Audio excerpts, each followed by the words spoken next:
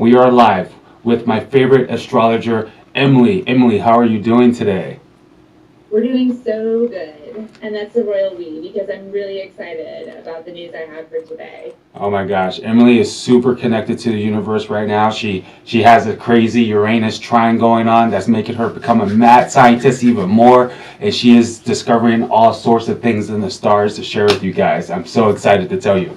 So, Emily, before we get started, tell them about your current aspects that you're going through right now. Yeah, so like you were saying, I have Uranus trine my North Node exactly. And so we've talked about it before. Uranus is the ruler of astrologers. If you're into planetary remediation or anything like that, astrology will take Uranus right off your back. Like, as long as you are doing his work in the world, I really find those transits to be like less chaotic.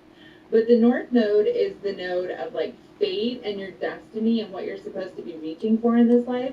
So the astrology that I've been doing has been like coming so much more easily, and I think I accidentally stumbled on something kind of big. So I'm really like excited because the tickers are bearing out what I think I found. But like everything else, like we're not giving financial advice.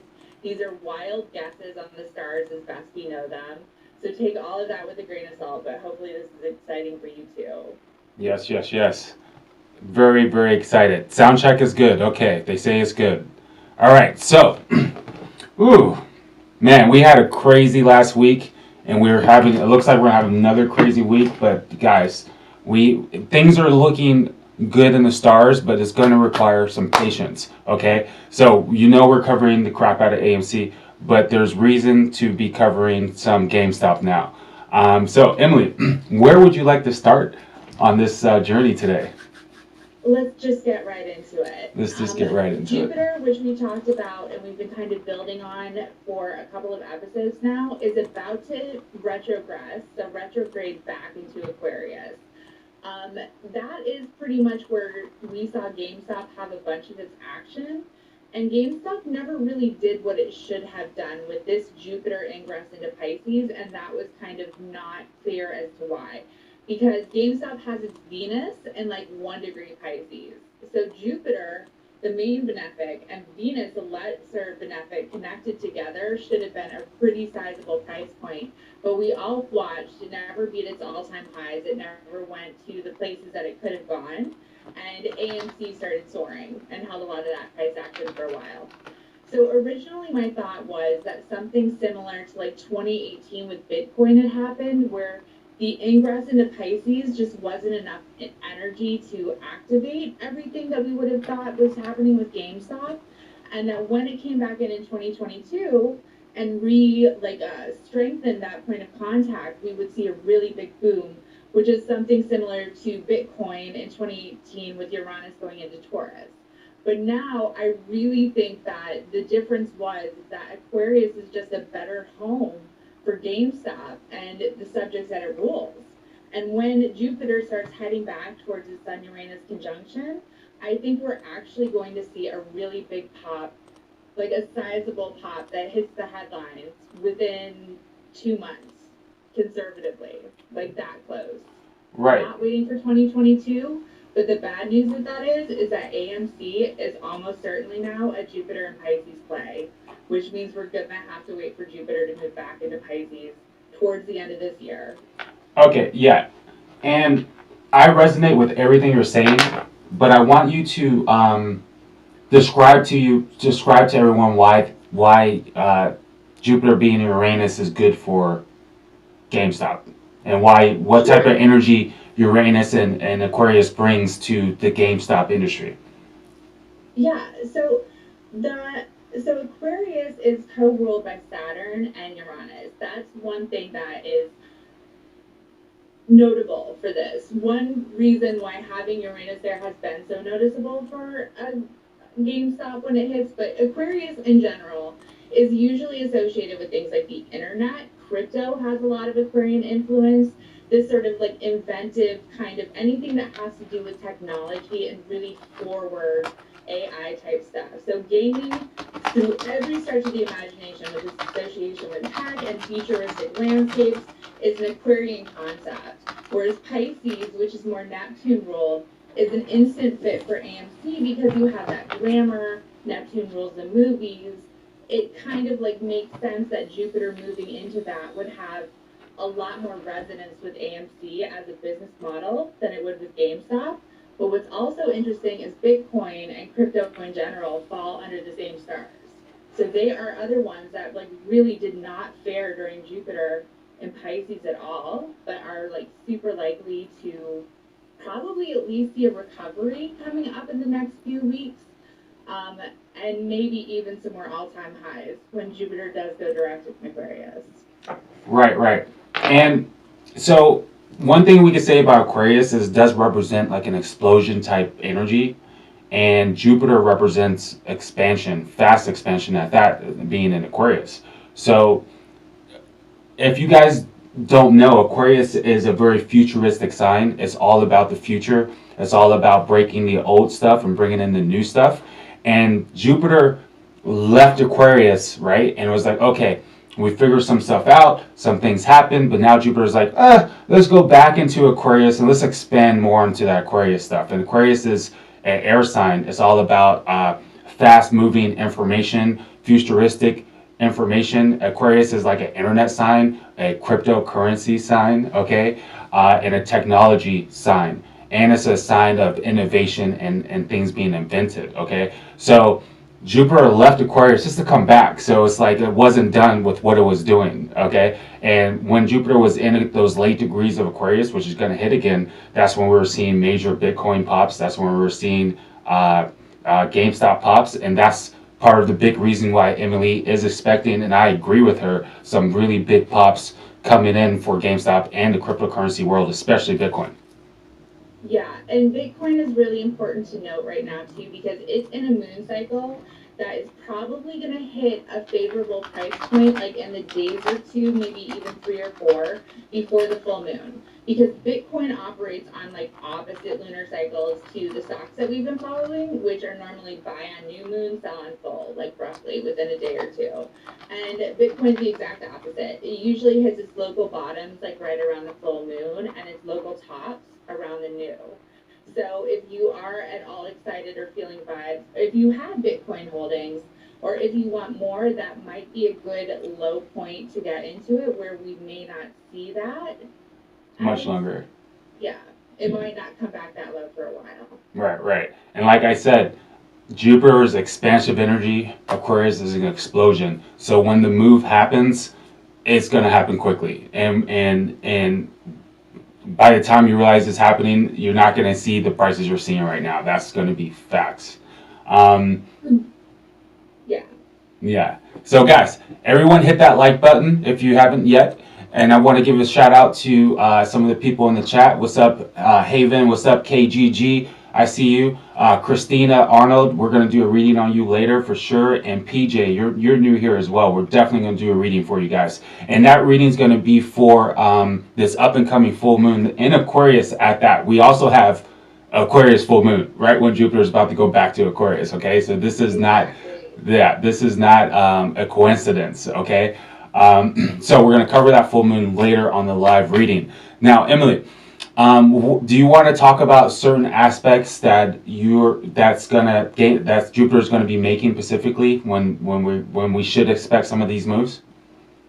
Sure. There's a couple of different things that, especially the January 27th pop, and I think that there was a mid-March pop for GameStop, where if you also know, if you were an AMC follower, we didn't go at the same times, and it was really like a huge bummer because we didn't know why we weren't popping at the same time. And now I can argue that this is a big part of the reason why, because we were under separate rulerships, even though there are some commonalities there.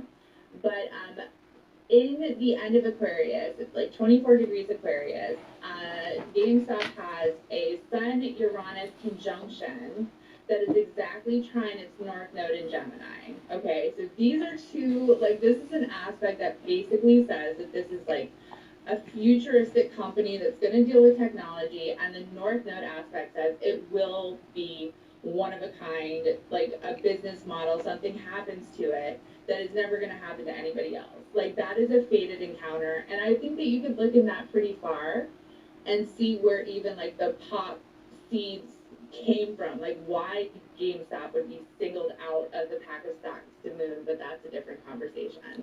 When Jupiter starts to move towards those degrees in 27 to 26 towards around the end of September, Mercury is going to move into Libra and trine that conjunction from the opposite side. Now, when the first two pops happened, Mercury was transiting over that conjunction, so and trining the North Node. And now we're going to get a replication of the same exact aspects like 2 or 3 days before that full moon. So it's a really, I think the September full moon is going to be something special, like really, really special. Right. I'm putting my name on that one. Yes, yes. Emily, we got you there. Emily is so connected right now. She has crazy transit, so I believe every single word she's talking about. She has the sun looking directly at her midheaven, letting her know that she has the all-seeing eye for what's happening in the world, and she has the green light all day to be saying what she's saying. Now, one thing you mentioned is a fated event, and I think it's important for us to subscribe to explain to them what the North Node does in general, because it is a fated situation. So, do you want to talk about the North Node real quick? Yeah, their AMC has some of this contact too, and without North Node contact, some kind of aspect or something happening, I don't think that we would see this world-changing news of why like GameStop and AMC will never again be associated with regular stocks. Like the North Node has that kind of ability. There are some times where your life is going to have to present you circumstances that change everything, that set you on a totally different course. And when those moments come to find you, usually you will see the North Node connected to them. You have a North Node and a South Node. They are always directly opposite each other. And those are the points where if the sun and the moon are near them when they're having a major lunation, that's what we call an eclipse. They're Right. eclipse points. So they're massive sort of portals. And where you have the North Node in your chart, what sign and what house, is important because that's showing you what your goals are in this lifetime. It's not necessarily something that you're comfortable or familiar in, but it's something that you are meant to become comfortable in. Pulling away from the programming of your South Node, which is a place where you feel like a lot of ease and effortlessness, but it's not necessarily where your soul is going to grow.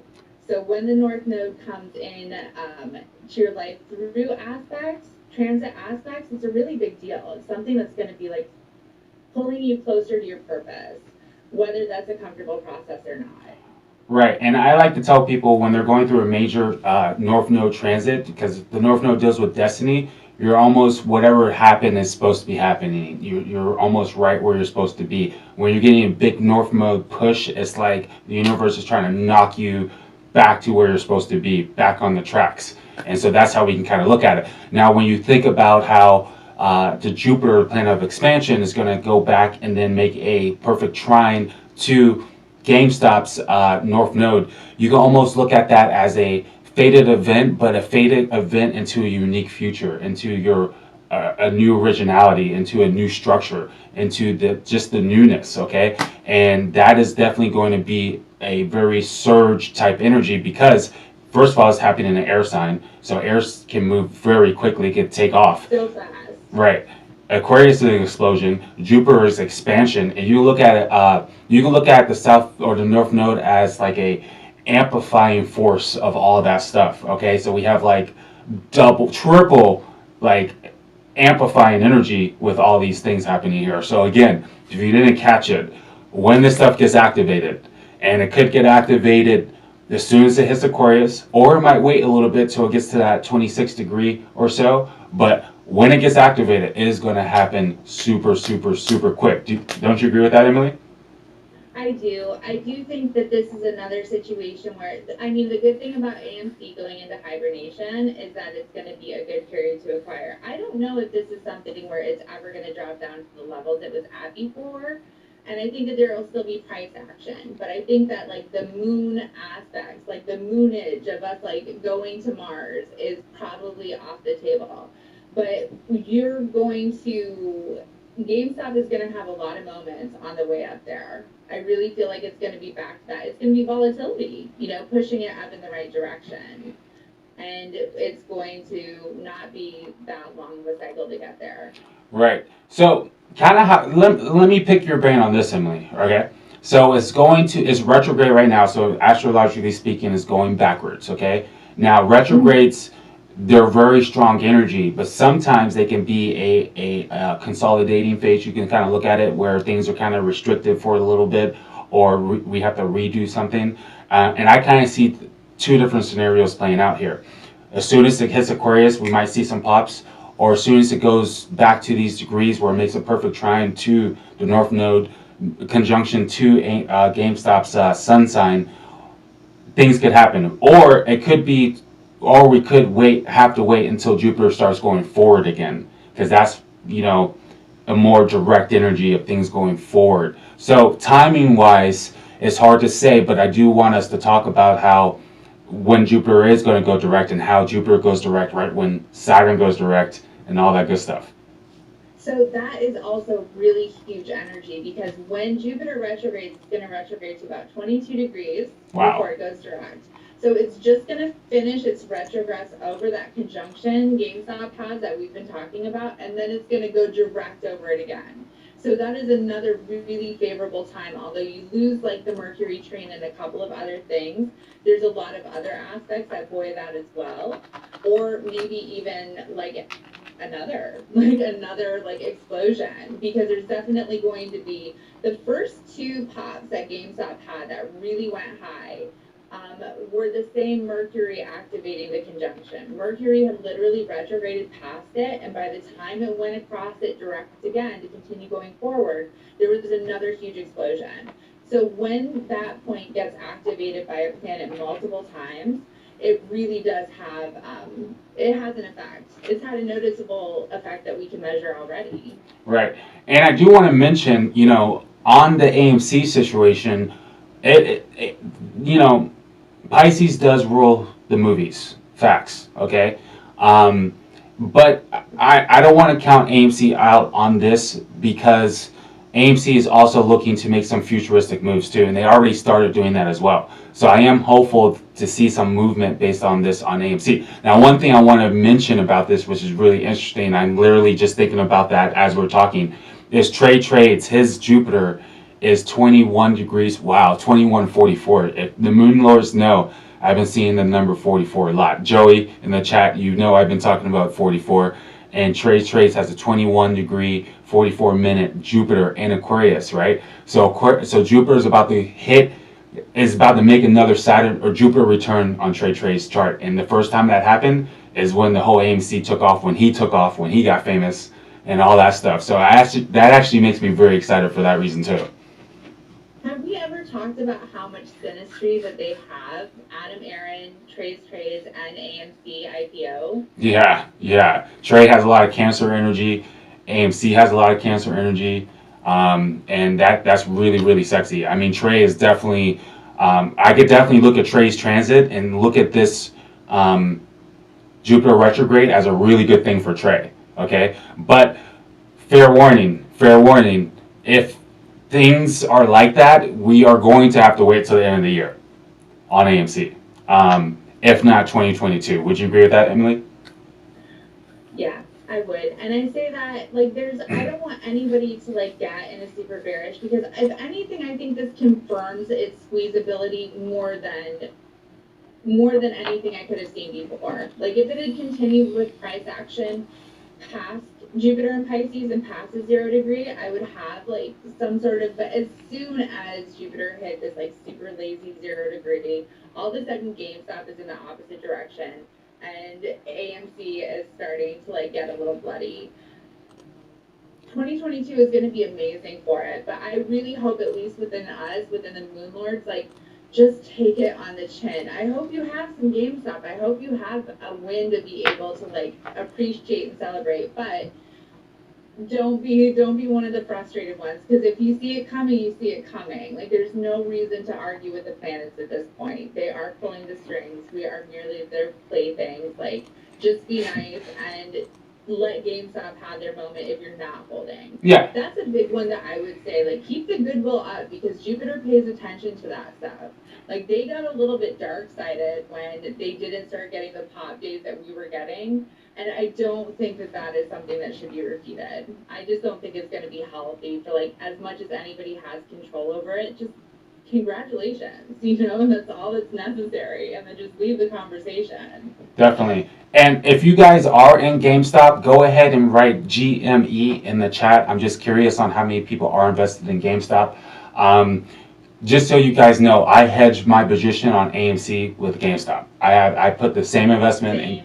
Yeah, I put the same investment in GameStop as I did in AMC. And in my personal opinion, if GameStop takes off, AMC is going to take off naturally. Because what I think is going to happen is the moment GameStop pops, and it could pop in a crazy way, they're going to take those profits and put it right into AMC, right into Bitcoin. Would you agree with that, Emily?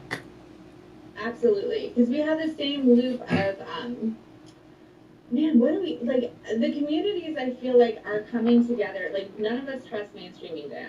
First of all, we get all the wrong information, and we have sort of like collectives. I feel like there's collective DD that goes back and forth, and those are the investments that are trusted, like, amongst us.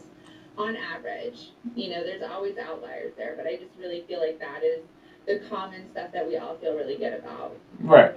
And I think it's important for everyone to remember that at the end of the day, GameStop did start all this anyway. And I kind of look at GameStop like Bitcoin to Ethereum.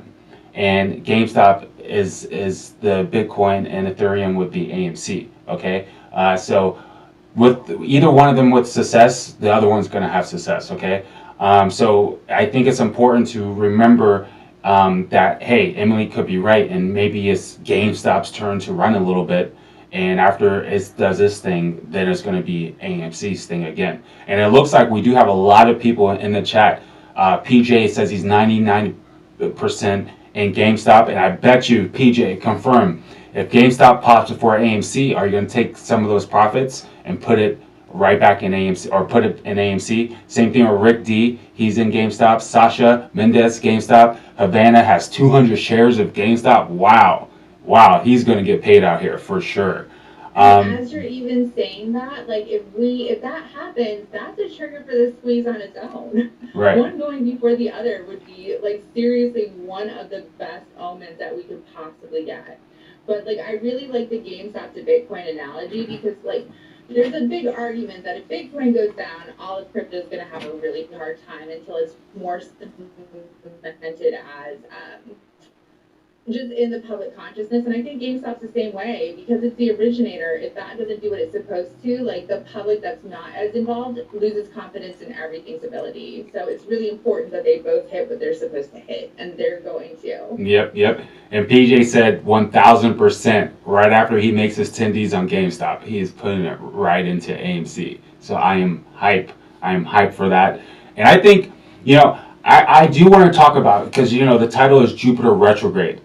Guys, I cover AMC each and every week for you guys as like a sports analyst, letting you guys know what's happening in the ball game. Okay, but I have been warning us of these retrogrades. We have 3 planets retrogrades. It's a time, actually 4. Okay, it's a time of things being slowed down, consolidating, and even though I was hopeful for some big pushes, we cannot deny these retrogrades. We just cannot deny it, and and it can bring a pullback energy, but it's like a consolidating phase. So I want everyone to just chill out and just get ready to hold for a lot longer. Okay, and the way I'm starting to look at it, let's just say hypothetically some of this stuff goes into 2021 or 2022. Okay, for the ones that have been in AMC since January, that's good for the taxes. Okay, that's really good for the taxes because that's going to bring us at a 10% capital gains situation. Okay, so I'm totally okay to hold that long, because if we have to hold to 2022, we're actually going to be making more money because we're paying 20% less taxes. I mean, that works for me.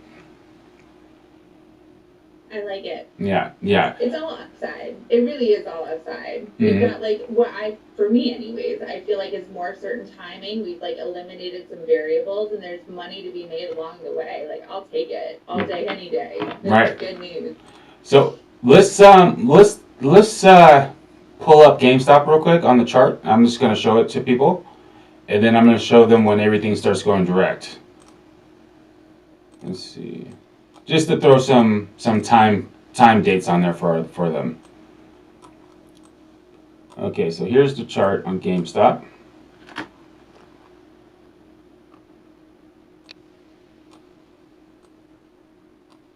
Let me go ahead and just get the dates. Okay, so Saturn will go direct first, which is surprising. I thought Saturn would go direct second. Okay. Wow, actually, Pluto goes direct first.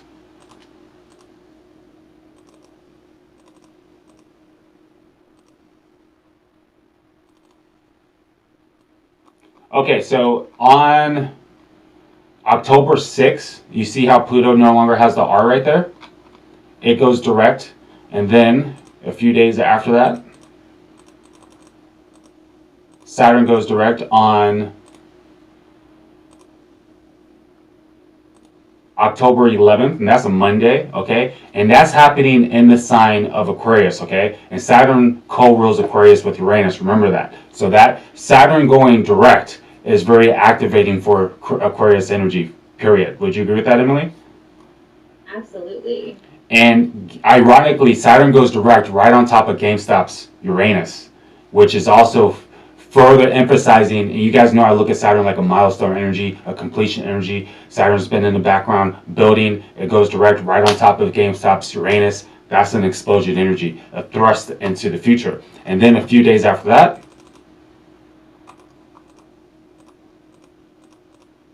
Jupiter goes direct on the 18th of October. So October, guys, looks packed with interesting stuff. And look at that chart, by the way, on that day. This is GameStop's chart. That's I'm looking at trades, but that's dead smack on trades Jupiter right there with a Jupiter conjunct Jupiter, 0 degrees, and a Jupiter trine Mars. So I'm looking forward for GameStop, AMC, crypto in October to see some fireworks. I mean, that's going to be some fireworks. May not be the squeeze for AMC, but there's going to be some fireworks there, and I wouldn't be surprised if GameStop squeezes around that time. But let me go ahead and pull up GameStop's chart and see exactly where those go direct.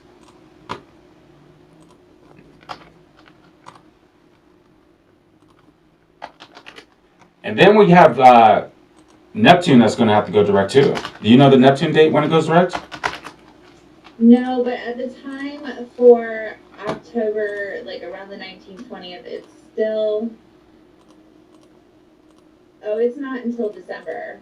All right. And that also leads me to believe that AMC may be waiting till December as well. Because Neptune is Hollywood, Pisces is Hollywood, and that's all happening in those energies. Okay. Yeah, I feel like, because Neptune, I really do feel like AMC has some early January vibes. Because Jupiter's direct, it's hitting all of those points that it was hitting before. It's conjunct their ascendant and their natal Neptune. Neptune is, I don't know. That's just conjecture and definitely something we should like look more into, but I do like early January for AMC a lot. Right. And I'm just pulling up the October chart for GameStop, and look at this, okay? So Jupiter, woo, look at that. It is conjunct the sun of GameStop, conjunct Uranus of GameStop. You cannot argue that energy. And it's making a trine to AMC South North Node right there. Let me pull up some drawing tools here. Okay, so here's Jupiter right here, guys. Okay, it is right there on top of the sun, right there on top of Uranus, and then there's the North Node also making a nice little aspect to it. Okay, that's very, very expansive, quick moving energy. And look at all those blue lines, guys. You guys, I know you guys like those blue lines right there. So we have Uranus, trine the sun on that day. We have Uranus conjunct Jupiter that day. Saturn goes direct, and it's Saturn trine Saturn when GameStop goes direct, or when Saturn goes. That's beautiful. That is an actual milestone, a level up energy. And that is also that's a repeat of an aspect they had on the 27th. Exactly. Retrograde's taking it back that far. And we have the Saturn trine Saturn at the same time. So a lot of energy that's coming back up for review of points that are being hit again. Okay, so Sasha says, what does Jupiter trine Uranus mean? Jupiter is a expansive energy, and by the way, guys, if you guys don't know, because Emily said Jupiter is the prolific in astrology.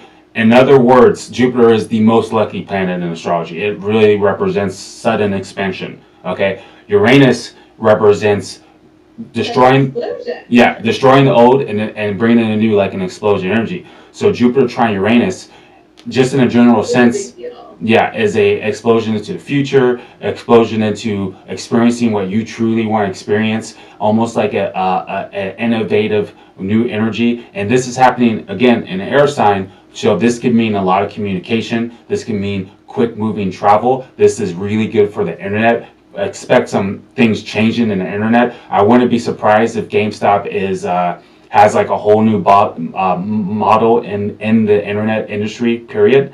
I think that's definitely when we could see some unveiling of like the phase 2 stuff that Ryan Cohen's been working on. Right. That looks really good for it, actually. Yeah, I like that.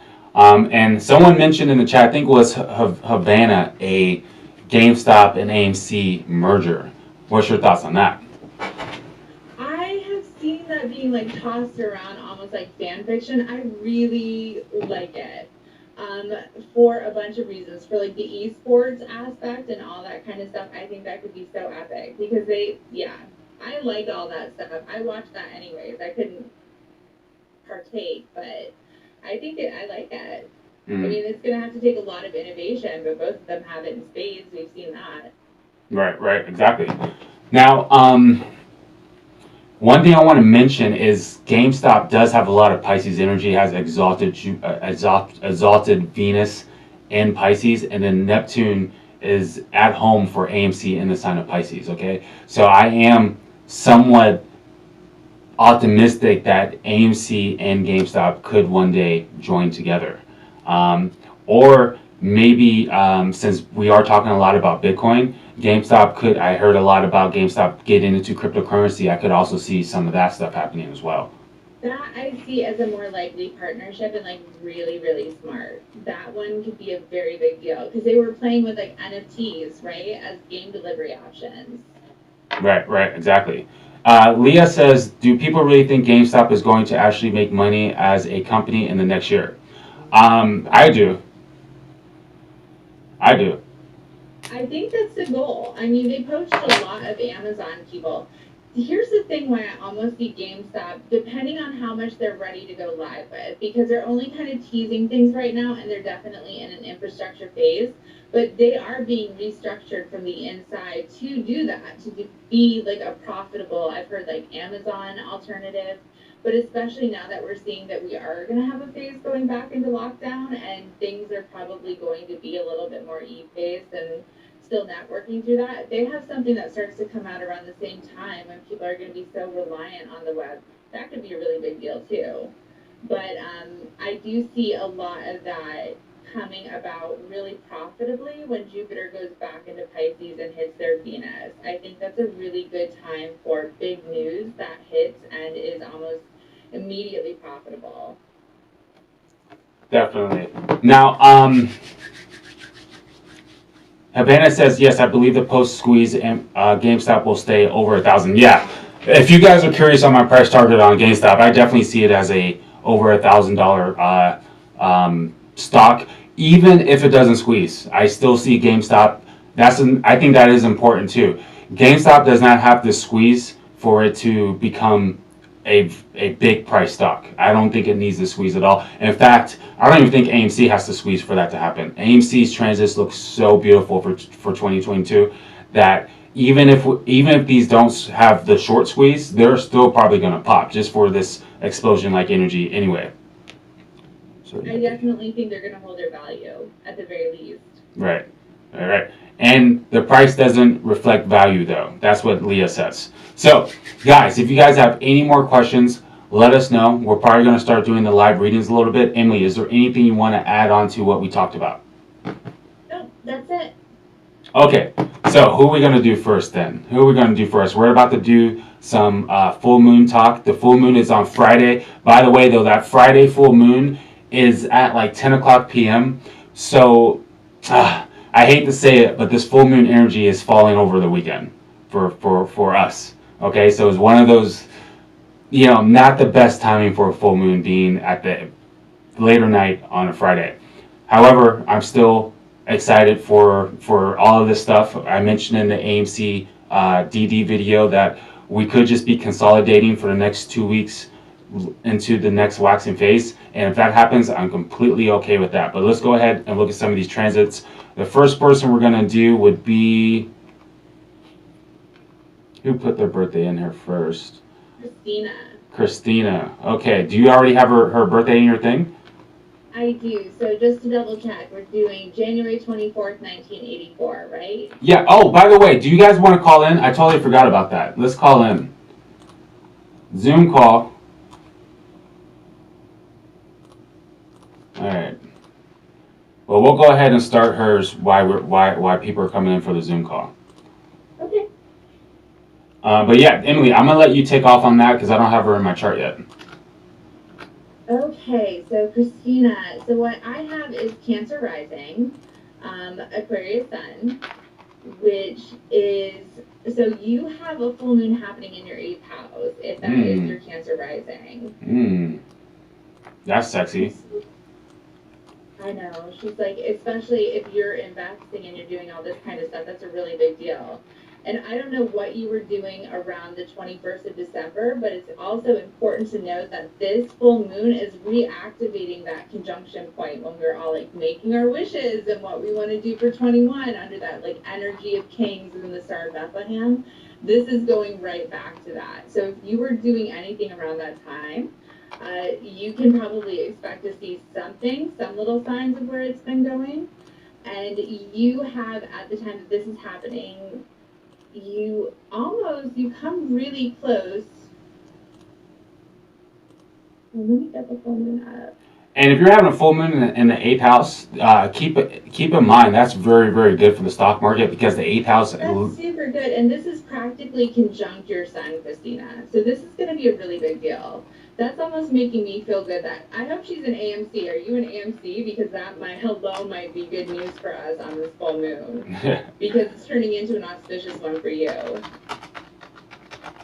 New York. Yes. The 8th house, guys, is that house of investments because the 8th house is the unseen world, is the world of resources. So you put investment in the 8th house, not really knowing what's going to happen.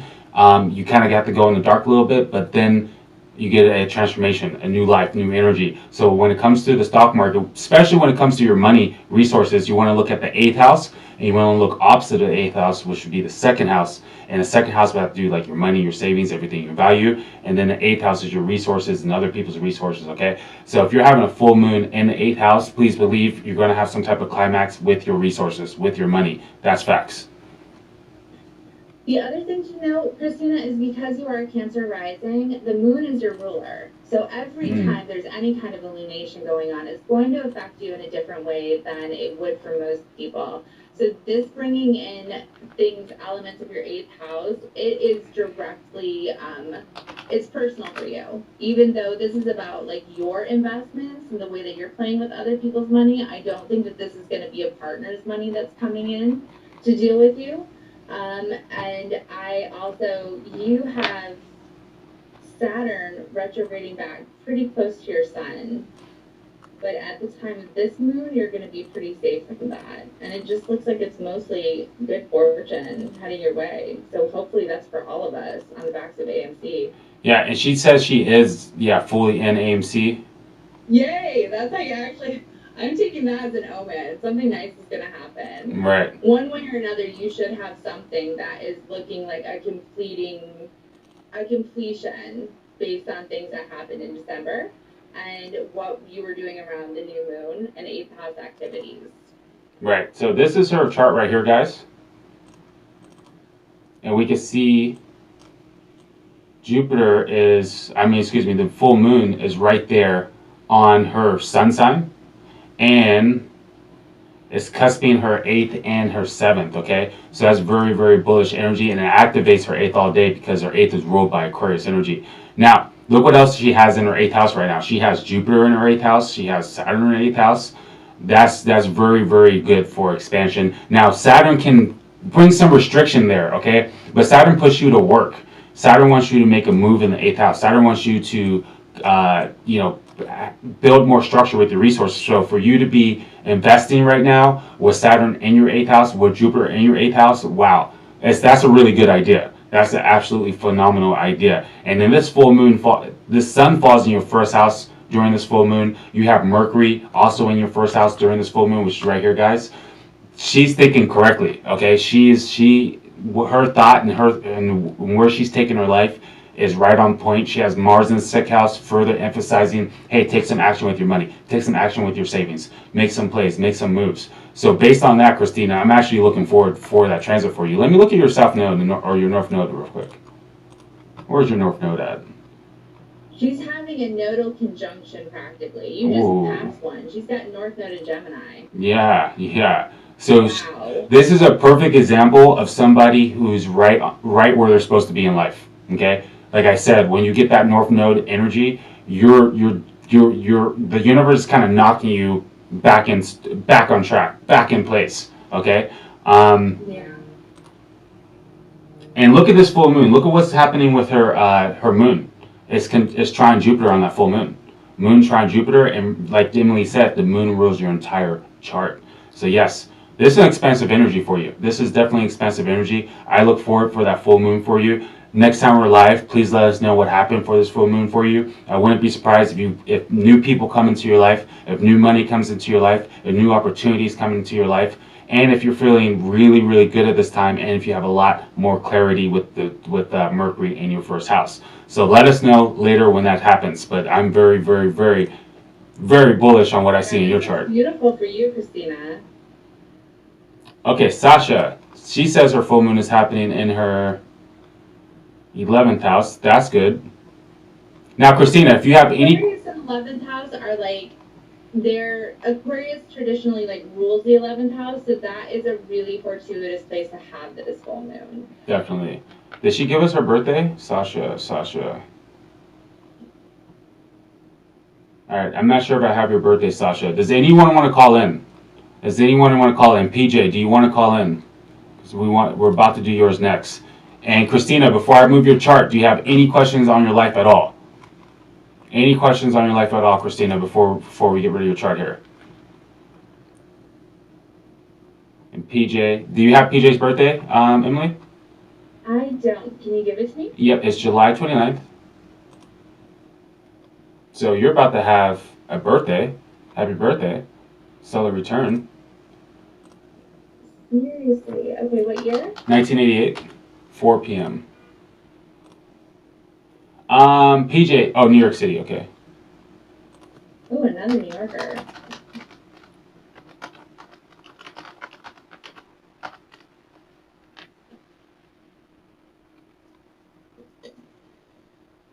New York.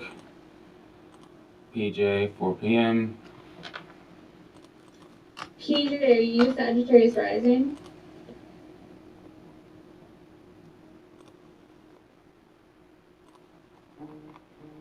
Yeah, I got Sagittarius rising as well. Okay, cool. Okay, so Christina says, I think you said what I needed to hear, maybe career-wise. Okay, so the ruler of your career is 29 degrees Pisces, so that's pretty nice degree to have your career. So you have an interesting life because you have the very last degree in the zodiac ruling your midheaven. Okay, so you're definitely here to almost make your dreams a reality. 29th degree Pisces midheaven. This is a person who can make their dreams a reality. Now, during this full moon, you have your midheaven trining the sun, and your sun's in your 1st house, and you have the midheaven sextiling your moon. Okay, so career-wise, I would say whatever you are dreaming about, whatever you fantasize about, this is a good time for you to go after that, because Neptune is retrograde right before it hits that 29th degree in your 10th house. And this is truly where dreams can become reality, Christina. So my advice to you is to follow your dreams. A career, if I had to choose like a specific career for a last degree Pisces, this could be someone who wants to be in counseling work. This could be someone who wants to be in any type of creativity. You're a Cancer midheaven, so I wouldn't be surprised if you were in any type of hospitality work, any type of healing work. Pisces represents spiritual healing. Cancer is like the mother of the zodiac, so it's very mothering. So if you have any type of healing work, spiritual work that you want to do, I could definitely see that. Counseling work, I could definitely see that. Of some sort, I can also see that. You're Aquarius sun sign, so you might have like a lot of inventor type ideas. And you're sitting around a lot of Scorpio energy. My gosh. Ooh. So yeah, what do you think? What do you think about her career, Emily? We always get so much Scorpio energy, and I think that like this stock in general has really attracted it. Wow. So when everything is happening in Pisces, if you had anything that was popping up in the last like 3 to 4 weeks as Jupiter's been ingressing into Pisces, I would definitely take note of that, because that is possibly a hint and a key for like what is going to be the beginning of 2022 for you. That is something in there is probably of value to you moving forward. Or something to be developed as Jupiter is retrogressing. That's a good time to reevaluate and reconnect with things or opportunities that we thought had passed us by and hit them again. I would be very, very surprised if you hadn't had something that popped up as a hint in this time. Any like connections that you've been making, anything that's been feeling with like a lot of effortlessness and ease, especially because Pisces needs that flow to go to it. Those are directions that you want to go into. You have, I don't know, I kind of see an astrologer's chart to be completely honest with you. Yeah. For a lot of different reasons. If that is something that you're interested in, I think that you do have some planetary power behind you to make that happen in a big way, and especially with that Aquarius full moon. 8th house stuff, 8th house and 9th house in between them deal with a lot of astrology and a lot of astrologer stuff. Financial astrology is like right in between 8th and 9th house. So that might also be, I don't know, if you are interested in astrology, consider it. Yep. If you can, you should. Right. And Purely Unbounded, my dog John, he says Scorpios are smelling the investment opportunity. And yes, Christina, you could definitely make some moves with investments. You have a ton of Scorpio energy. And what I'm seeing in your chart mostly, Christina, is you're a person that could potentially be very indecisive with your career. With the Pisces energies, 2 fishes swimming around in a circle. Cancer rising people have a hard time getting out of their shell, getting out of their comfort zone. And then you throw Pluto, Mars, and Saturn all in Scorpio, which if you guys look here, all those planets are red, and they're red for a reason. It's a very turmoil planets, okay? So Christina, it's a very important for you to... Christina, is this Phoenix rising? If you are, then I am like blown away, and I think the financial astrology is really gonna that is what you should be doing. That's crazy. Yeah. That matches your transits. Yeah. If you're who I think you are, because you are an astrologer and a really talented one already. Oh, snap. Beautiful. Yeah, she is. Yeah. Back and forth. I think that's her. Yeah. Sure. Yeah, she says she's studying astrology. Yep. She's already really good, and you have a lot of things that are kind of telling you that, wow, okay, GME is up 3.75%. It's just going up. It's just going more green. Right. She says that she's super indecisive. Not surprised. Listen, you have the past to follow your dreams. You have a lot, and a problem that you're having is you have a lot of cusping energy. 29th degree Pisces is the last degree. It's in between Aries and Pisces. Then you have a moon 29 degrees Venus, which is also can be indecisive. You're always weighing out the scales with that type of energy, and you might spend so much time weighing you don't do enough doing. Okay, so keep that in mind. Now Saturn, Mars, and Pluto, and the moon cusping Scorpio could also make you hidden. Okay, so don't hide. Go put your light out there. Put your light out there. You have the sun in the 7th house. Trust me, you're supposed to be out there illuminating yourself. You have a Cancer rising. People are going to trust you. People are going to follow you. People are going to believe in you. And you just have to believe in yourself and make those strides forward. You have a lot of Capricorn energy, so you're also a builder. So go ahead and build whatever you're trying to build. You can definitely make your dreams reality. Christina also says she has a lot of boyfriends popping up. I'm not surprised. Scorpio people tend to have a lot of boyfriends or a lot of people following them, especially since you have that Venus energy as well, being in Venus sign of Libra. So yeah, you are going to be dealing with exes at this time with Pluto in the 7th house, and it looks like there's some healing that still needs to be done. Okay, so you might have to... I'd say be careful with the exes, especially as a Cancer rising, Christina, because the only big pitfall for Cancer risings that can really take you off course is if somebody hurts you really, really bad and you get pushed into that shell. It is anybody's guess when you're going to heal and come back out. Like, that is so real for you guys. Like, you need to be protected at all costs. So if it's somebody who's shown even like a hint of toxic behavior, don't risk it. Don't risk like the good fortune that you have. Like, stay away for sure. Right. Perfect. So we'll leave it at that, Christina. We're going to jump right into PJ's chart here. PJ. And PJ's about to hit a birthday. Happy birthday, homie. Okay. Happy solar return.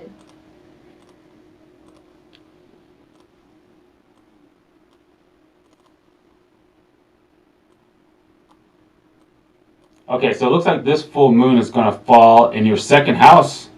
Okay. So that's really good. Let me go to exactly when that full moon is. And again, 2nd house is money, guys. 2nd house is the money.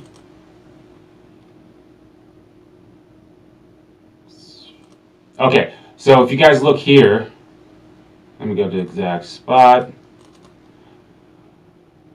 So whatever you're doing with your money this time, that's where the climax energy is going to be happening. And it has a lot to do with your 8th house. Look at this. So you have an 8th house return, or Saturn, or excuse me, a sun return, and then the full moon also in the same sign as your actual moon sign. So yeah, this is... You were born under a full moon. Ooh, yes. You're talking to the right people, homie. You are definitely... So this is a solar return and a lunar return for you. And a lunation return, which I don't know if I just made that up, but it looks like a really big deal right now. Yeah. Conjunct your Mercury. And so Jason and I use different house systems, which somehow end up like really well complementing each other. So in whole sign house systems, I have this in your 3rd house of community and networks. And 9th house of far-reaching philosophy and astrology is another one, and really just kind of like higher-minded principles.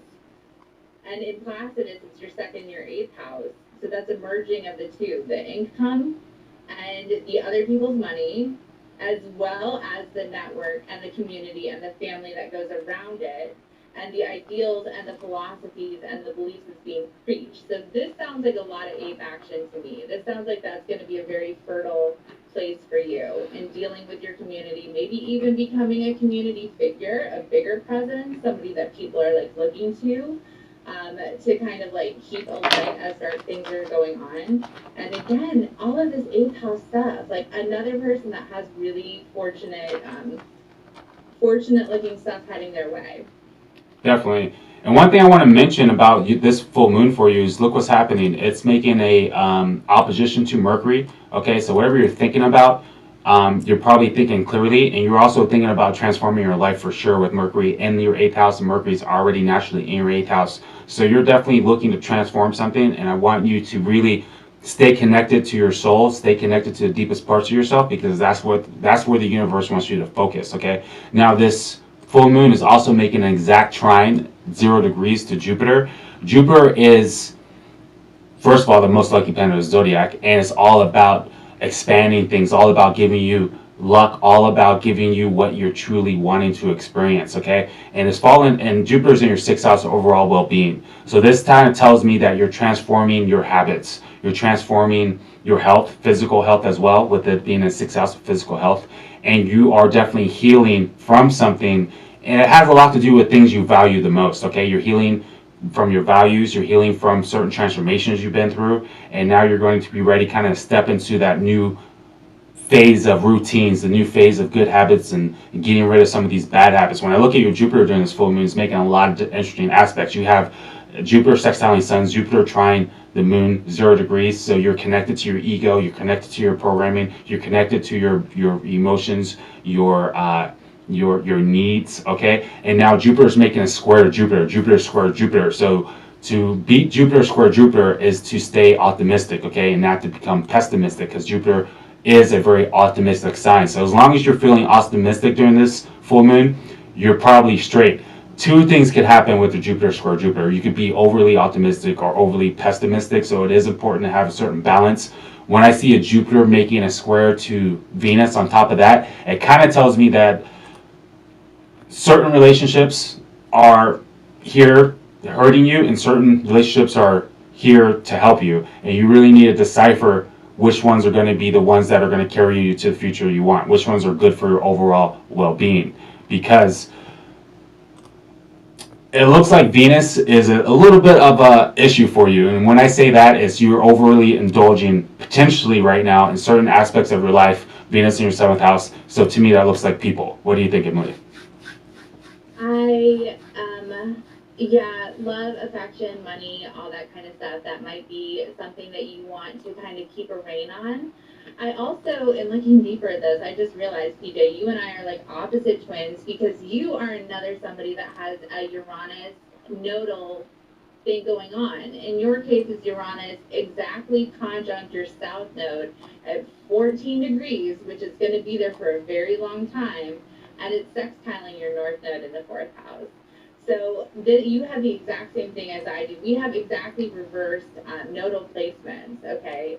So this is something that you're going to be living with until early October. But if there was anything begun either regarding work or home life, like roughly a week and a half ago, or anything that's been brewing since then, this is like one of those like life-changing directional things that you are going to have more unfolding, and I would highly recommend just going with it and getting into it, because it's going to happen regardless of whether you like it or not. Right. And it's going to be good for you. Your fate is like coming out to meet you as we speak. Right. And Jupiter in your 3rd house is going to put people around you that are going to help you take you to the future. So I want you to pay attention to the new people that are coming around you, and don't fight the change, because it looks like a lot of things that are familiar to you are going to start changing a little bit. Your environment is going to suddenly expand, but it's also going, sometimes before expansion can happen, you have to have a little bit of that the retraction, right, before the expansion. So keep that in mind. So Jupiter is actually, or so PJ is actually in Zoom. PJ, can you hear us? Can you talk? Hey, what's going on, homie? So tell me, are you resonating with what we're saying, or what's your thoughts on everything so far? Yeah, very much. Life has been changing a lot lately. Just been invested in Gamestop since January. I don't know, just completely randomly. And it was just right around, right before like the big pop. And just kind of went all in, you know, just kind of. You got it before the 27th? Yeah. You are kidding me. Oh my God, I wish we could touch you and get some of your luck. That's unbelievable. Yeah, and then like right after the big drop, after the big pop, I just kind of went all in, because I believed so much in it, and it was just completely random, because I used to work in financial media, and I'm kind of finding my way. Beautiful. And yeah, so here I am now, and I just kind of was weirded out, because I would never do something like this, and it just happened right around, like, it was like February 2nd, was I think a full moon or something like that, and I kind of went all in right around that time. Right. And I just started to tune into astrology, because it was kind of weirded out by all of it. That's a huge. So one thing with like Uranus and the node, especially because Uranus moved, like GameStop and all that stuff. We've been talking about those connections. Technology and metaphysics and where they kind of hit, and the intersection between the two are both very common themes between that you're going through. But I almost wonder if, so how are you with DD? Are you in any of those Reddit communities where do you go deep into it with your history and finance? No, not at all. Completely creative. I'm an artist. designer. So I did.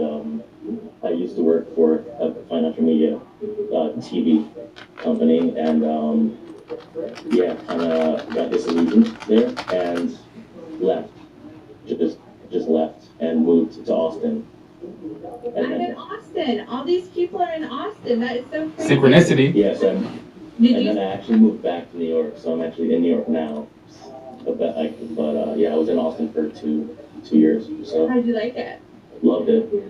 Yeah, it's beautiful. But I like lived in New York City before we got here too, so I know how. And like, did you get like a lower rent when you went back because of post-pandemic stuff? Yeah, I mean, I moved out a little bit before then, but yeah, just my everything changed my life, and I don't know, I just everything kind of turned upside down, and then kind of found myself here, and then everything's kind of been going right again. So I'm just kind of weirded out by like all of my good fortunes kind of as of late. I absolutely 100% understand, and I think I was like complaining to Jason when we like had our creative meeting before this happened. Like, too many good things are happening, but they're happening like really explosively, and I'm so tired. I'm just Yeah, I'm thankful, but then I'm also just kind of like wary because I'm not used to this many good things happening in a row. yeah. So that's definitely like that fits a theme. By the time that you're done with this, I definitely think you're gonna have a whole new outlook on the world and your place in it, and what you're here for, and all of those things that you should be going for. I hear you on the exhaustion. The only way out is through. You're where you're supposed to be. Your fate is coming up to find you. So this is also a time that you don't have to press as hard. Answers are being revealed to you. You don't have to force the conversation.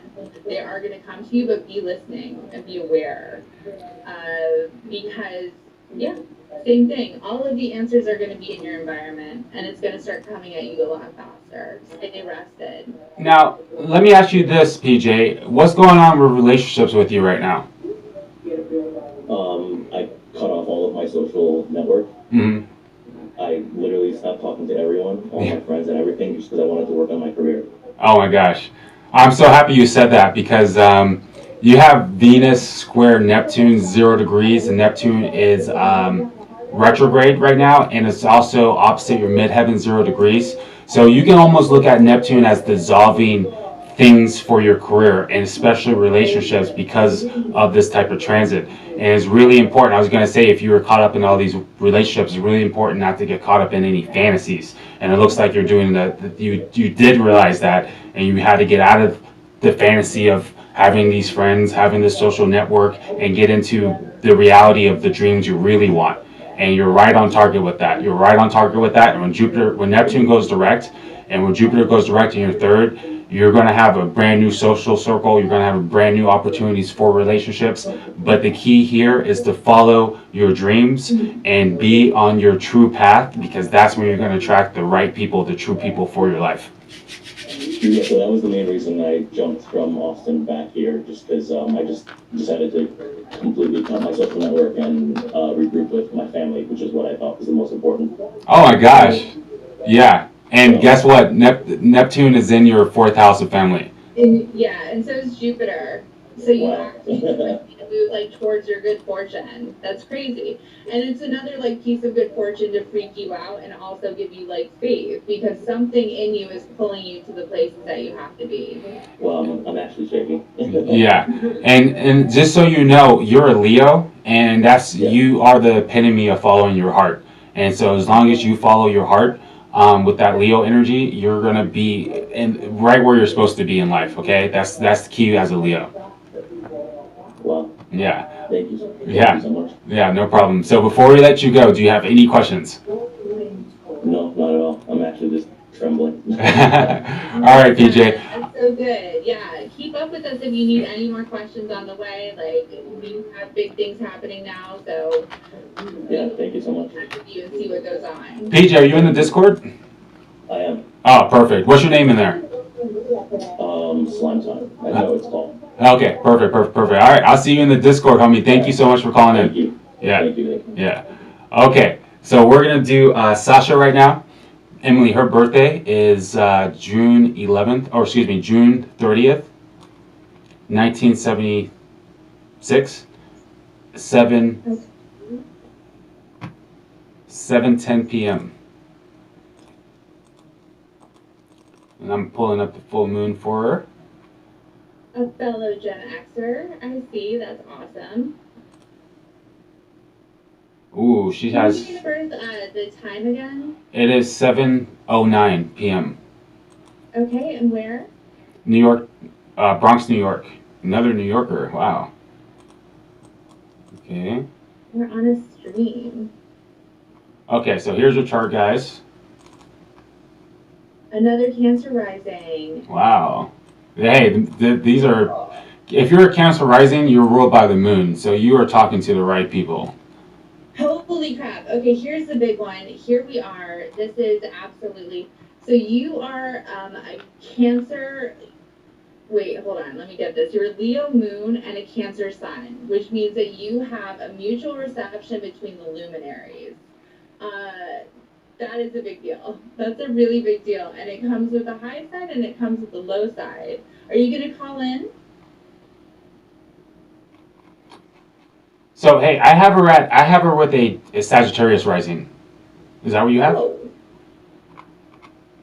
I have June 30th, 1976, 7:09. Oh, I have it AM. You're right. Okay, no worries, no worries. She's still a Cancer though. She's still a Cancer, so everything you said does apply. On that full moon, Sasha, it falls right into your second house. That's money. The sun will be in your fifth and your eighth house. That's investments. Okay. Now the sun is right on top of your Saturn during this full moon, so there's definitely a climax energy here. For you, it looks a little intense because this sun is also square Uranus. So you're gonna have some fast moving energy coming into Friday into the next week with this full moon. Keep that in mind. You're definitely going through some transformations. The moon will be in your second house, the beginning, and it's going to be making a square to Uranus. So wow. Okay, so you have some intense stuff happening for you on this full moon. That is definitely going to be intense for you. There's going to be some restriction. I'm not saying it's money, but there are going to be some things that you're going to have to restrict from because of the Saturn energy involved here, making a square to Uranus. You're actually going through. You're actually in your life right now. You're almost the perfect example of jumping into the future, where the universe is going to knock you around a little bit and going to put you right on your future path.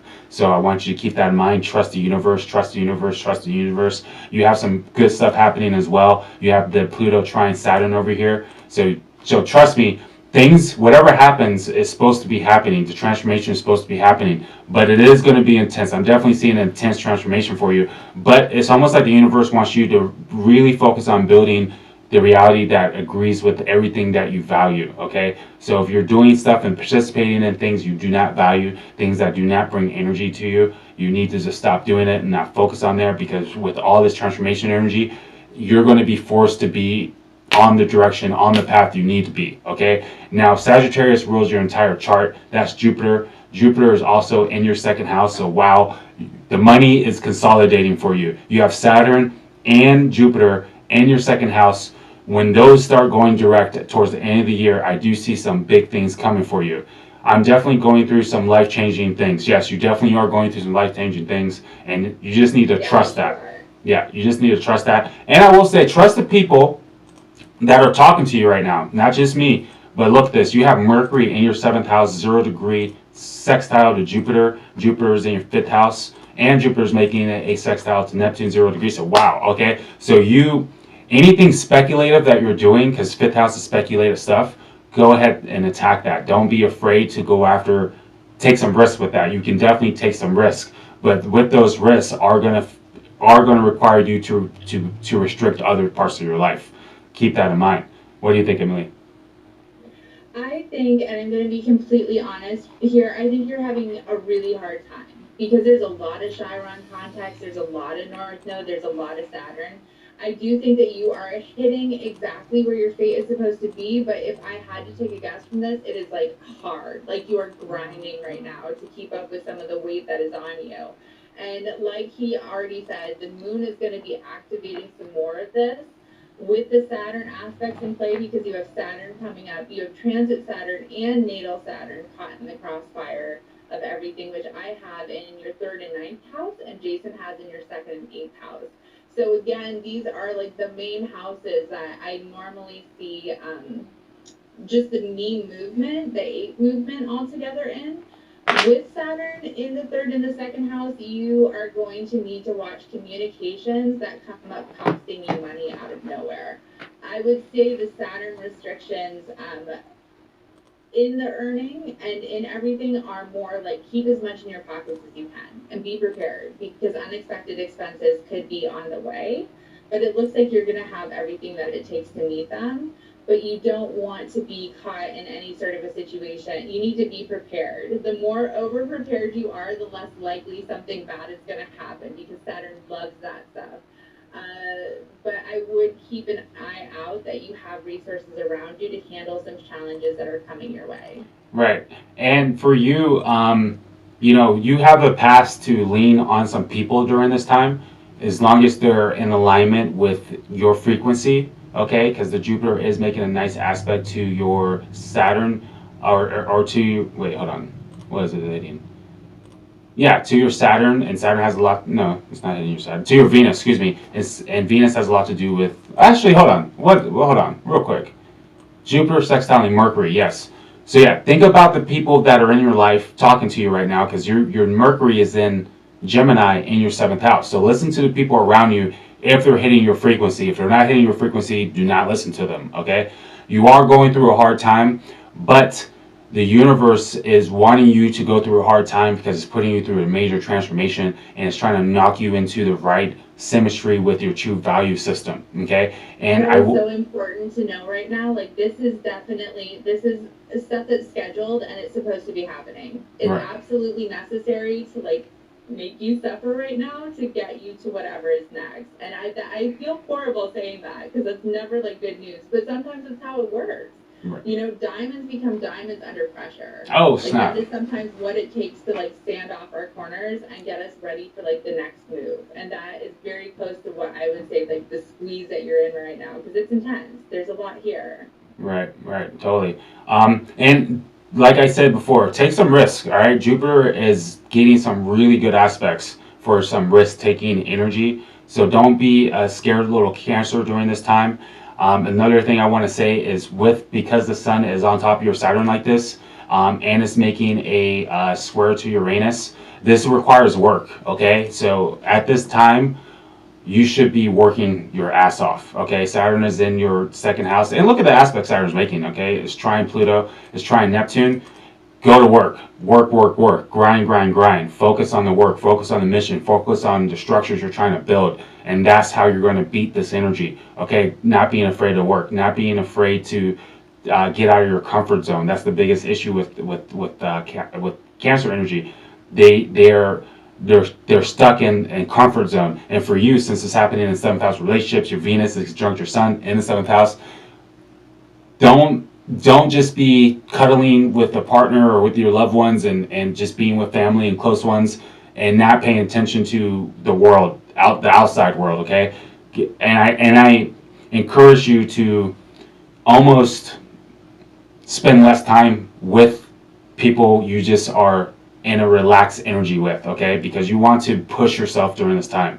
And you want to make yourself uncomfortable during this time. And I want to mention you have Uranus exalted in Scorpio, okay? And Uranus is a change, is an explosion, okay? So having the full moon square that, having the sun square that, is a huge indication to me that your life is changing and it's going to be in a very unique way, and you need to own that uniqueness that you carry, own that originality that you have, own those crazy futuristic ideas that you have and go after that. And sometimes when you have an energy like Uranus in Scorpio in the 10th house, people aren't going to always understand the mission you're on. They're not going to always understand the energy you're on, the thing you're trying to build. And this is why, because you're here to do something that hasn't been done before. You have the North Node in your 10th house in Scorpio conjunct Uranus in Scorpio in the 10th house, retrograde at that. This is someone who's going to be very, very, very unique and is going to do something very unique in their life. And there's not a blueprint for your life. There's not someone who's walked the steps and paved the way. You are the one that paves the way, Okay, so I want you to step into that. Sasha, before we let you go, do you have any questions on that? Are you resonating? Talk to us. Okay, Havana says AMC has turned green and a red market. I think it's a sign that we're going to go back to the 60s. That's exceptional news. Yeah. This is a very nice Monday. I see the hedgies trying really hard to shake us, and they couldn't shake us when the whole market was red. Hey, and I'm pretty bullish just for that reason. This full moon, I love this full moon and its aspects for AMC. I still have to say that, even though I think Jupiter is going to be a problem, like if anything is going to happen, something special. I really do feel if something special doesn't happen on the full moon for this or the days before, like I'm going to be nervous about astrology being broken because it really is that beautiful. Right. All right, Sasha. We're okay. It's definitely resonating. Thank you. Okay, Sasha's good. Thank you so much, Sasha, for trusting us with your chart. Now we're going to go on to Rick D. Ricardo, that's my boy. He's one of the original Moon Lords. His birthday, Emily, is February 5th, 1973. Okay.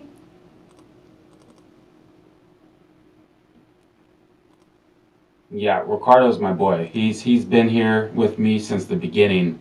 So I appreciate you, Ricardo. I definitely do. Okay. Time? It is 9:29 p.m. Okay.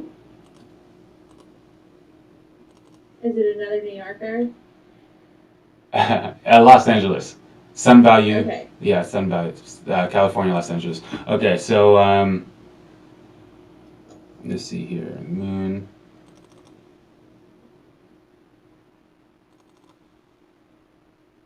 Ooh. Do we have a Libra rising? Yes, we sure do. Okay, Aquarius. Ooh, look at all this air energy. Yeah, I was just thinking the same thing. And Saturn in Gemini. With North Node just coming off a Saturn conjunction. How's your life? What have you been through? That's a lot. Real quick, Purely Unbound says the shorts are losing power. They need new techniques to keep this up. Yeah, I totally agree. Things are they're running out of options here, and because we're not. It's so sexy that all we have to do is hold our shares, and we're gonna all get life-changing money. Yeah. Like honestly, like this is probably the easiest time we're ever gonna have in the stock market for those of us that are looking to continue. This is never going to get like more of just a handout than this. Yeah, like seriously, I don't think we're ever in our lifetime gonna have such an opportunity to make money like this. I think this is one of the biggest money opportunities we're gonna have in our lifetime. Right now, this whole meme stop thing is crazy. So, Ricardo, this full moon for you is falling in your 4th house, and it looks like it falls right on top of your Venus, so that's sexy. I like that. It sure does, and Venus is your chart ruler because you're Libra rising. Facts. So this is a really big deal for you. Your life looks like whatever's happening on this full moon is here to happen to bring you to the future. It's Aquarius full moon. Your Venus in Aquarius is in the chart ruler of Aquarius. That's looking sexy. I see a lot of blue lines. I see a one opposition, which is opportunity. The sun is in your 10th house. Okay, so whatever you're thinking about doing, whatever energy you're in, as long as you're not too far in the ego, because sun in 10th house, especially when it's in Leo, it can put you like really in your ego. So be careful of getting caught up with ego issues. But your clarity should be really on point right now. You got Mercury in the 10th house, you have the sun in the 10th house, the light is on you, the universe wants you to be out in the world, make changes in the world, make changes to your world.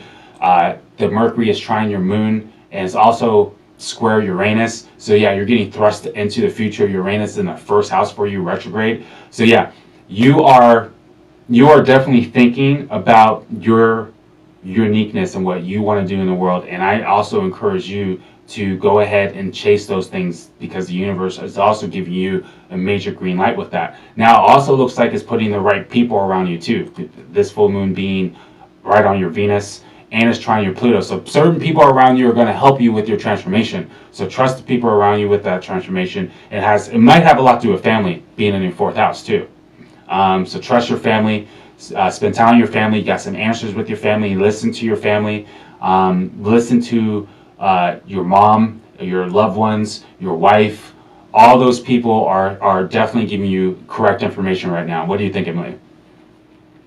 So I have the full moon falling in your fifth house, conjunct your Venus, with whole sign houses. Okay, perfect. And I have to say that does. What's your romantic situation like at the moment? Are you still there? Do you have a female partner? Yeah, I think Anybody Ricardo's who married has, with like, a children. He's married because with that kind children. of just looked like a baby to me. Yeah, he's married with children. Okay, well, if you want another one, there could be on the way. But this says that your fifth house has really strong ties to your first house itself. So your kids mean a lot to you. And if you have any if you like gambling at all, if you are into speculation, you have the stars to be very successful with it. So I'm not at all surprised to find you in a sort of like Wall Street bet situation. But there is good fortune that is being activated in your fifth and your 11th houses of social networking. I would look to your groups and friends, but I would more look to your fifth house of children and pleasure and recreation and good times. Like he said, in Placidus, this is in your fourth house, so it looks more like a home situation. But this is nothing. You have a benefit caught in the middle of like a really already auspicious full moon. So it's good news. Whatever is coming, it's good news. Right, and just so you guys know, even though Emily uses whole sign systems, and basically what that means is it puts all the houses equal with equal degrees in it. And for me, I use a Polaris system, which doesn't do that. It puts them in. It can make one house bigger than the other house. But I want to emphasize, all astrologers have their own ways of reading the stars. There's no right way of doing this. Okay, so when Emily says your full moon falls in the fifth house, for Emily it does, and for me I respect that. Okay, and just like she respects how I read it, and I want you guys to understand that, like, we're both, because frequently they're both right too. You see that a whole bunch of times, like where both the interpretations can kind of like come in. Same thing with different tarot decks and like how different everybody has their whole tools coming together. But that's one of the reasons I really like working with Jason, because you can see how many times like that is synonymous and they both end up at the same place. right, and it does look like Rick could be expecting some children, a new child. So congratulations to that. That's amazing. Yay! Yeah. All right, that is a blessed one on the way. If that is what's happening, you are going to have somebody being a credit to your name in about 18 years. Right. Let me see here. And it looks like if you're looking to travel soon, I wouldn't be surprised, because the North Node is in your ninth house.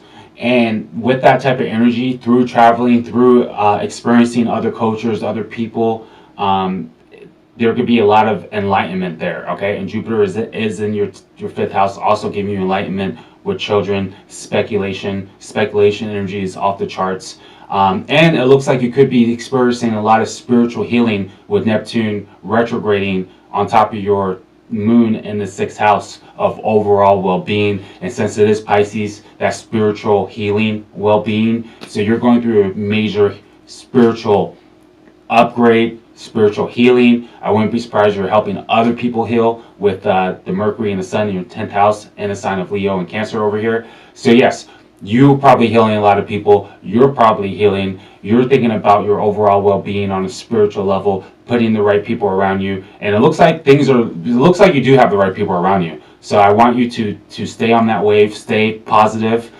because things are definitely looking up for you. Things are definitely looking up for you. And Rick says, yes, I'm on the spiritual. Yes, Rick is on the spiritual. He is there. And yes, Rick, you are there. And I want you to continue to spiritually help other people, because I know you have a lot of light to give to the world. Before we let you go, Rick, is there any questions that you have for us? Okay, why Rick is telling us if he has any questions, I'm going to pull up Havana's chart, because he put his chart in here earlier. Let's see. Let me see his birthday, Emily.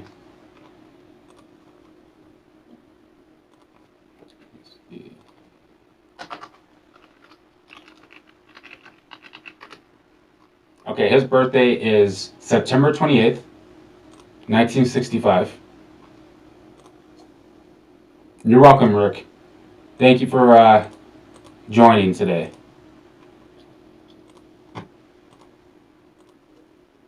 Okay. All right, let me know. The time? Yep, it is 8:32 a.m.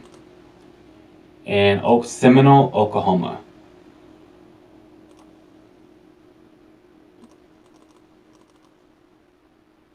Okay, so the Rick will our Havana will be the last one we do today, unless we get another person that wants us to read their chart. Okay, so now is the time to put the chart in, your birthday stuff in, if you guys want us to read your chart.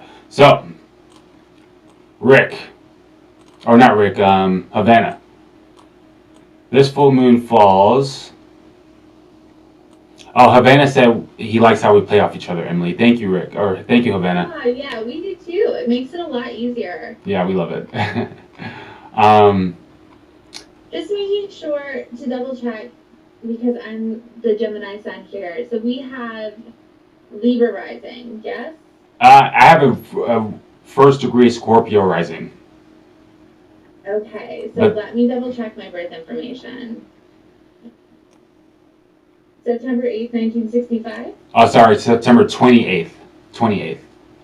That would be it. Yep, That's why I asked Jason first. Wow. Okay. So this full moon, Havana, squares your ascendant. So that's not a bad thing, okay? But there looks like there's some adjustments that are going to be that you need to make on a personal level with yourself, okay? Because whenever you get like a square to ascendant, the ascendant is your persona, your personality, the direction you're taking your life, okay? And it looks like there's a little bit of a pivot move that could be happening with it squaring your ascendant. So keep that in mind. And it has a lot to do with the things that you're most familiar with, all right? So it looks like you're going to have to let go of certain things that you're most familiar with this full moon. Because remember, full moons are like a completion, so you can begin something new, okay? So your personality, your persona, the way you see things, the way you see life, the way you see yourself, those all could be, changing for the better, okay? But you have to let some things go first. You're gonna have to let certain structures go, certain foundations go to go into the future, and it has to do with your surroundings and your immediate environment. Let me know if you resonate with that so far. Now, you also have the sun during this full moon also squaring your ascendant, and your sun is in the 9th house of enlightenment, okay? So what happens after the 9th house of enlightenment?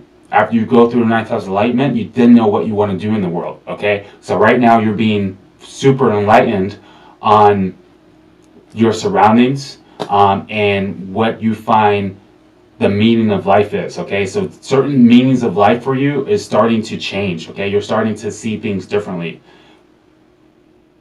You need to wrap up this cycle of OCD. Yes, yeah.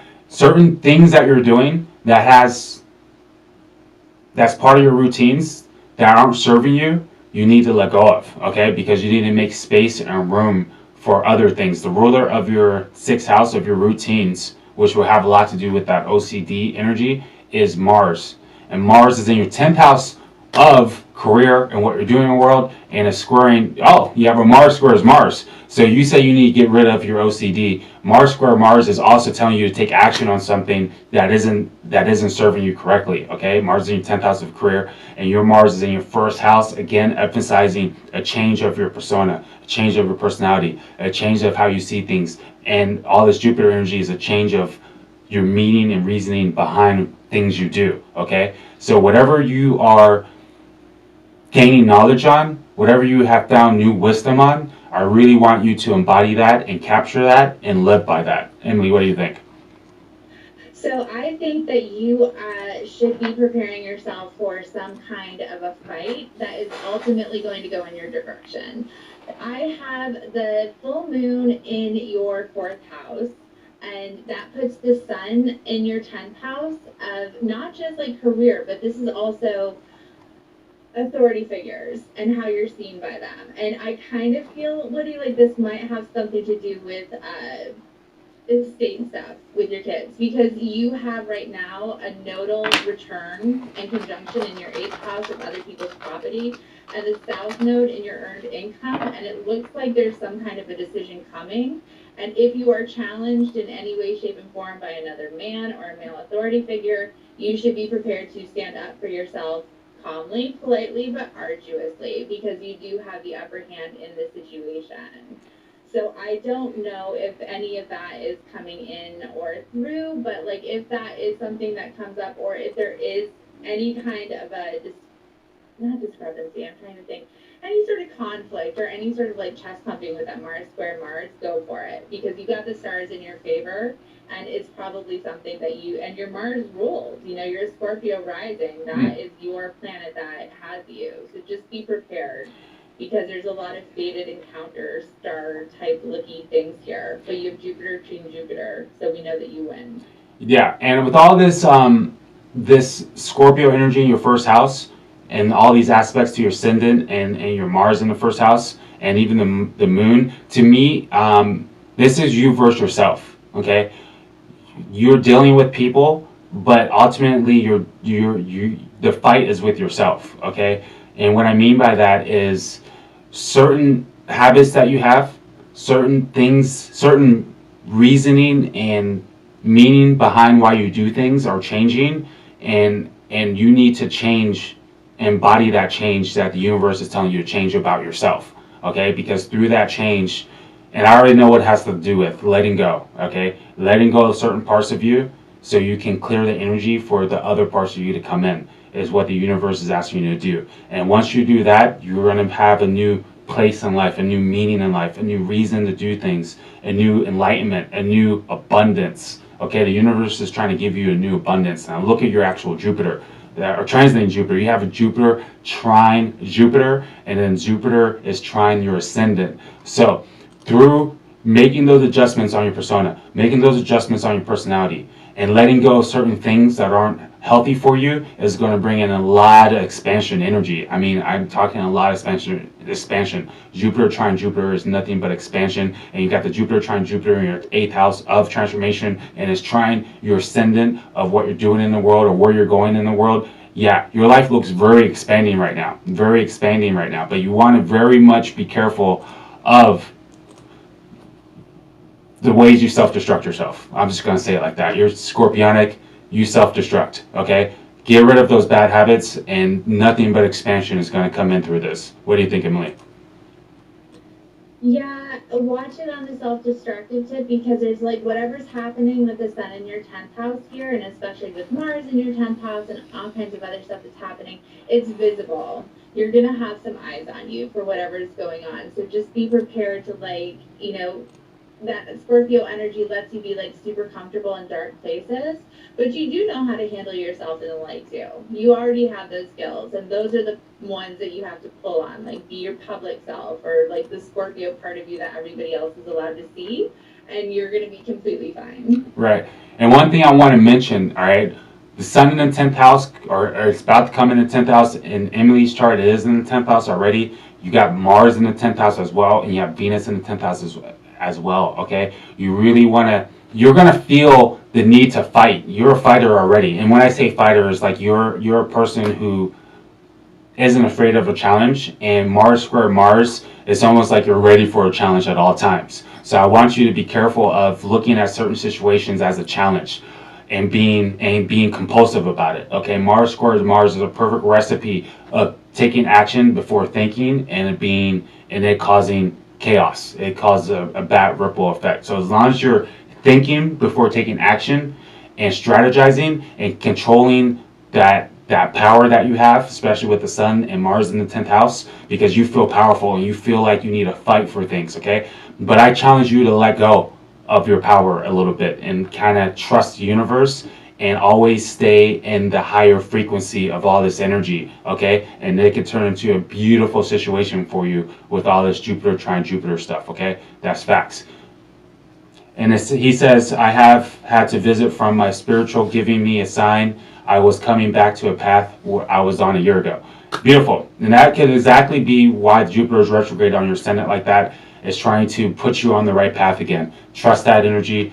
follow that energy. And remember, control your energy of emotions, control that fighting energy you have. Not everything requires a fight, okay? Not everything requires you to fix everything, all right? Not everything requires for you to be on top of the food chain, or you to be, like, sometimes you gotta lose to win out here, okay? Remember that. Sometimes you gotta lose to win. I'm channeling that. You gotta lose to win. The universe wants me to tell you that. It's okay to take the back seat sometimes. It's okay to let go and trust the universe and trust the people around you, and keep yourself out of the darkness. Keep yourself out of that lower octave of Scorpio, and the light will come, because the higher octave of Scorpio is nothing but the most beautiful thing in the world. And you could transform yourself, and after you transform yourself, you could transform other people. And Jupiter, trine Jupiter, you are gaining so much wisdom right now that you could take and bring to the world and help other people transform. That's like what you're here to do with all the Scorpio energy, is transform yourself and help other people transform the way you did. All right, you have a beautiful chart. You have Venus conjunct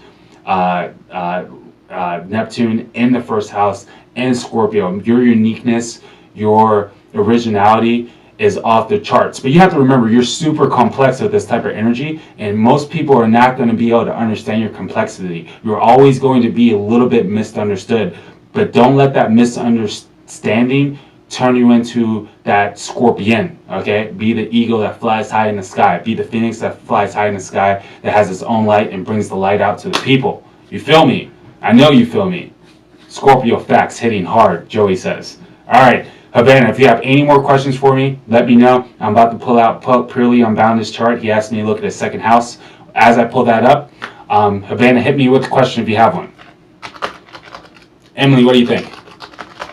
I agree. Okay, so you have John's chart, right? I don't think I do. I don't save anything. Oh, okay. I'll tell you. Purely Unbounded. Okay, November 3rd, 1988, and we have 5:55 a.m. We work. That much I know. Yeah, same time zone. Okay.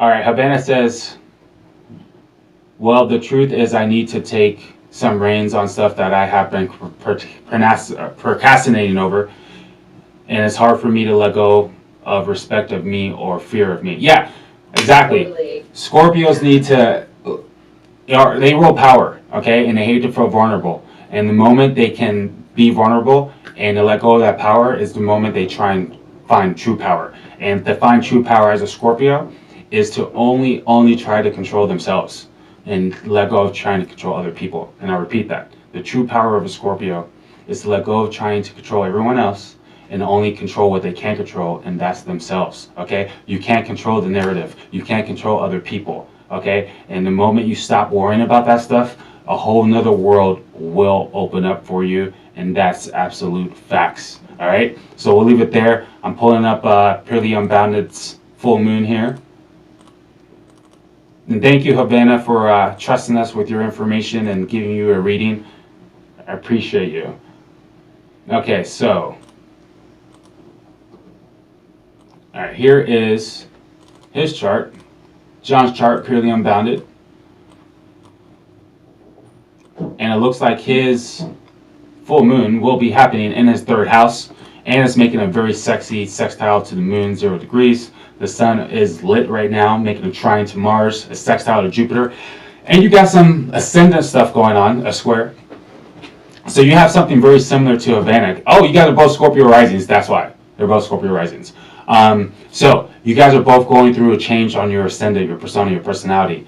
And for you guys, you already know what changes need to be done because you're kind of getting smacked by it, okay? Your ascendant's getting smacked by the sun, trying to tell you something. And for you, you're getting a nice little sextile from your ascendant to Venus, and your Venus in the 10th house. So for you, John, you need to be listening to people that are close to you, that knows you when it comes to your career, okay? When it comes to what you're doing in the world, because Venus is right there in your 10th house, hitting your moon, trying to tell you something, trying to show you something. The ascendant wants you to Put yourself out in the world because it's getting a Venus sextile in the 10th house. Put yourself out in the world. Listen to the people that are talking to you, that are in the world, that are close to you, that you trust, because Venus is on the moon right now. And that's going to be like a little bit of the compass that you're going to need for this. Now, the full moon also falls in your 3rd house of everything that's familiar to you. And that's also making a nice hit to Mars, which is all about taking action. So people that are in your life right now, people that you're familiar with, they might have right answers for you. I do see that in your chart. What do you think about that, Emily? So if we're talking about second house stuff, which I have as Sagittarius in whole signs, you currently have South Node transiting that. And the South Node is something that we do associate with like lack and decrease. North Node tends to have like a beneficial increase period. And so because that's going through your second house, the North Node is in your 8th house. So it really does look like any big gains or support that you should be looking for. Because you also have Jupiter in your 8th house for me. And second house might be hurting right now. I will say that. There's like, you already have like a really explosive and exciting but challenging aspect in your second house because you have Saturn and Uranus conjunction there. So this is a place that is constantly having explosions that probably pull to the downside. But as challenging as your second house is, because you are holding some heavy stuff there, and I think I told you this before, you have that much benefit in your 8th house. So there's a natural complement that's going on there, and just to say now, there's a tug and a pull. But if you're looking for the places where you're most likely to be successful or be able to pull some tendies from, I would say it's in the house of other people's money. And that can not only just like look like financial exchanges and inheritances and all that kind of stuff, that's also in dealing with money and partnerships. That is usually a Jupiter placement there says that you work really well in unison and you can merge finances and have like big lucky results in working with that. So that's one of the really cool things about having 8th house placement, is it usually does show that you will do well in some kind of partnership. But in delivering the bad news, like, I have to talk about what I see, and the South Node there is really rough. But I know that you're strong, you're probably handling it really well. And it's about to move, it's almost into Scorpio. So it's going to move into your 1st house, but at least you'll have some more money to be able to deal with it. Right. And one thing I want to mention about your 2nd house, John, is you have Uranus in there making a sextile with Jupiter, and Uranus trine Mars, okay?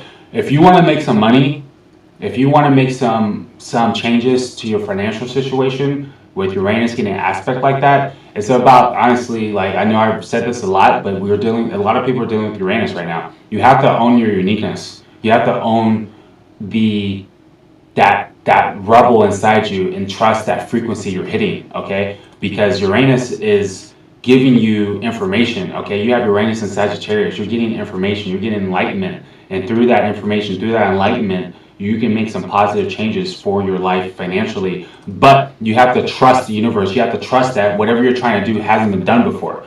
Uranus sextiling Jupiter, Uranus trine Mars is saying take action on your uniqueness. Take action on your uniqueness. Own your uniqueness. Mars is in your 5th house of creativity, 5th house of speculation. You have a 0-degree Mars that is super powerful. I mean, that's super powerful. And Mars is trining your sun and it's sextiling your moon for this full moon. And yeah, the sun rules your 10th house of career and what you're doing in the world. And oh wow, the midheaven is opposite Saturn, okay? So you got some work to do with your career, and it's all about owning who you are and having faith on your uniqueness and rebelling against the norm and owning who you are, owning your power. And that's going to be the keys of success for you, okay? And it does look like you do have people around you that are going to help you with that. All right, Venus in your 10th house. You do have people that are around you for that. And look at what Mars is doing in your 10th house. It's sextiling Mercury, so you're getting the information. It's trying Uranus in your 10th, from your 10th house, also saying, hey, take action on that new information you're getting. So, John, are you resonating with that?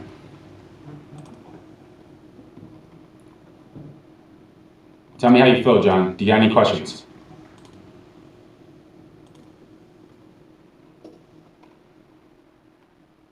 Cole Jones, what's up? He's also a Scorpio rising. Yeah, if you're a Scorpio rising, the ascendant, you're changing. You're transforming. All Scorpio risings are transforming right now. And it's going to be a little bit uncomfortable, but that's what makes us make changes in the world. Being uncomfortable. Okay? So we'll leave it at that, guys. I appreciate each and every one of you guys being here. I appreciate all the Moon Lords. I hope everyone stays optimistic during this journey. All we have to do is hold. It's really that simple. Me and Emily are seeing some really nice stuff for GameStop, and we know that's good for AMC in the future. Emily brought some amazing information to the table when we were talking yesterday. So Emily, I appreciate that mad scientist that you have in you to see what all those things, those aspects look crazy. I'm so excited for that. I'm so happy to be back with the Moon Lords. Guys, let's get this stuff popping out here. Everyone needs to be feeling good right now. Things are going just the way they're supposed to be going right now. So it's going to be okay. So until next time, I'm Jason Alexander, the Blue Moon and Neptune. Emily, tell everyone how they can find you, how they can connect to you, and all that good stuff. So I'm on Twitter. You can find me under Astro for Ace, and I can be found for scheduling anything or just getting in contact at lovemoneyvenus.com. Beautiful, beautiful. And guys, I respect Emily's astrological skills so much. I'm getting readings from her. Okay, I'm like fiending to hear what she says about my chart. And guys, and we should point out, Jason is my husband's astrologer now. So that goes both ways. Like, yeah. The respect is like all in the family. It's beautiful. We're all here to help everybody. So guys, everyone continue to help everyone. Everyone continue to lift everyone up. I love the Moon Lords Discord so much. If you're not in the Discord, please get in the Discord. Please get in the Discord. Code Jones, we're going to talk later. I know I need to hit you up on Discord. But we gotta go. You're watching the Market Moon Lord, where we merge the Matrix with the motherfucking stars. I'm Jason Alexander, the Blue Moon and Neptune, here to help you navigate through the illusions of life. Until next time.